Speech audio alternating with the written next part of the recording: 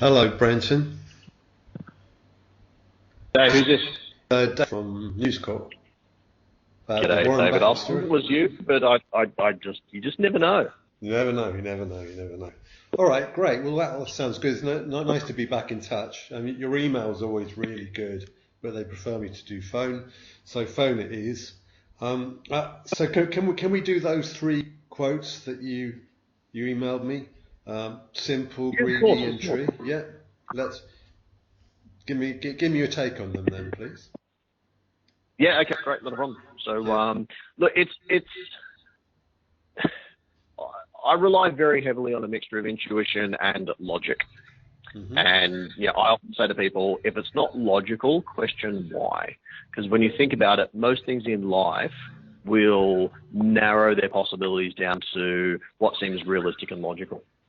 So, and it's a spin on that. If it's too good to be true, it probably isn't. Usually, if it sounds too good to be true, there's an element in there that you don't understand. There's a bit of a trust me.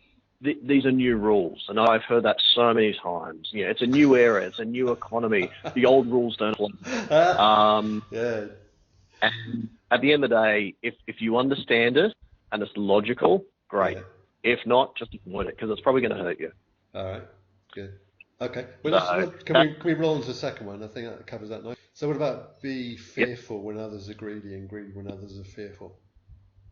So, I mean, perfect example of that's the GFC, really. So, and again, there's elements of the first one there as well. But, when you see Bitcoin is probably the most recent example. You look at Bitcoin, people are just going absolutely bananas. And greed. And, people are popping out everywhere on social media saying, I can show you how to make $1 million overnight. People are lining up to attend courses and spend money. There's just greed everywhere. That sole focus on things. When you actually have a look at it thinking, well, why are you investing in this? Why are you, what logical decision-making process are you going through in order to actually come up that's a reasonable idea? Yeah. And because greed is an emotion, greed is a very strong emotion, seconded only by fear.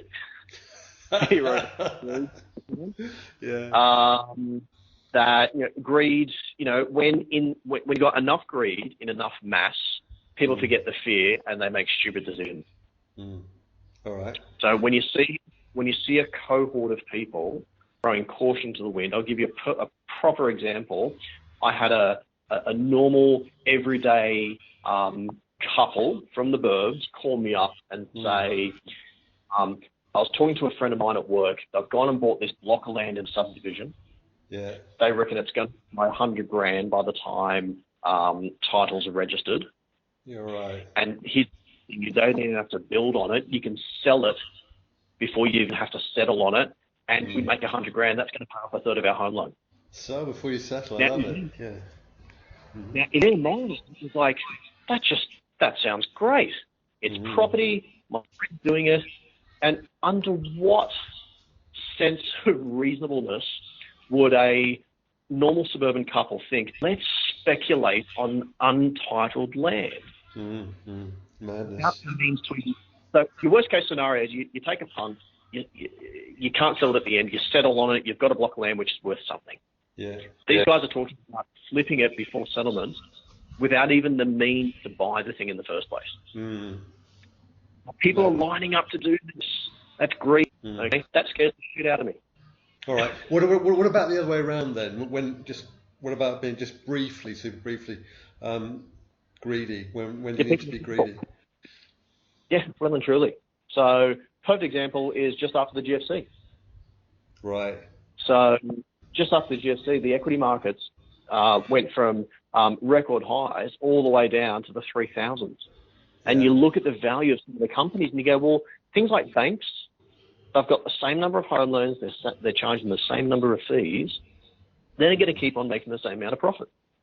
But people are just jumping out of the stock market left, right, and centre because they're scared shitless about what's coming. It's the end of the world.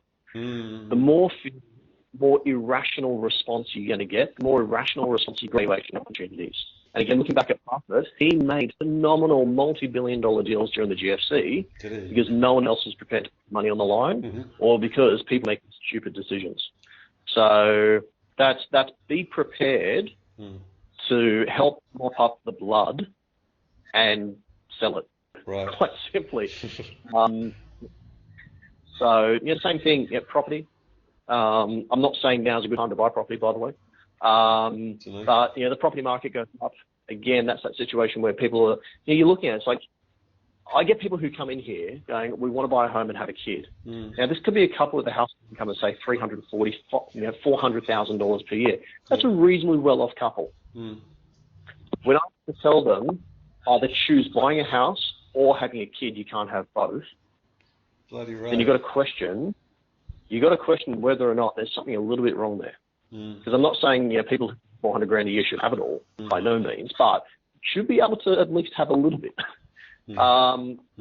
So, but that's again, all right. hack mentality. Can we move on to the third point, Brent? I've got loads there already because you speak so incisively. Yeah, that's right. Can we have the shade? Someone sitting. Yeah. True. Yeah, well and truly. I've met many multi-millionaires. Yeah. 90% of them had the vision of how to do it. Sorry, that you just broke up. You said 90. Did you give a figure there? 90. 90% of them had a vision of how they're going to do it. You just broke up again. Did you give a figure? Sorry, I can't help. Again? You said most people have got a vision or a plan. Yeah. Not a hope that it's going to land in their lap. Yeah. So again, just really simplifying it, compounding. Money makes money makes money makes money makes money. Yeah. Easiest way to make $100,000 is to invest $1 million, not to invest $10,000 and hope that you're going to make 100, because you're probably not. Yeah. Okay. You don't build a house just by throwing it together. You got to build it brick by brick, and you end up with an awesome house. Everything takes time. You even look at Atlassian, for example. Yeah. Like a lot of people look at Atlassian, which is the unicorn of the Australian entrepreneurial scene, really. Sure is. Yeah. It's still been around for a while, and they've been at it. This is not a startup that got bought out for $1 billion after 1 year of operation. These guys have put their all into it. Yes, it's happened quicker. It's going to happen for anyone in Australia. Yeah.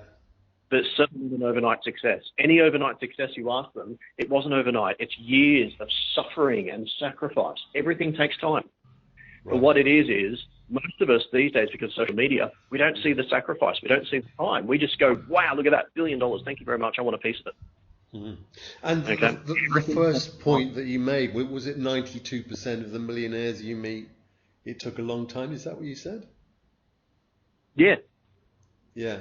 How long? Are we talking like just about 10, 20 years, 30 years? Well, yeah, 10 to 20. I mean, to make millions and be financially secure within 10 years is pretty bloody impressive. Yeah. When you think the average person struggles to achieve that in their lifetime. Yeah.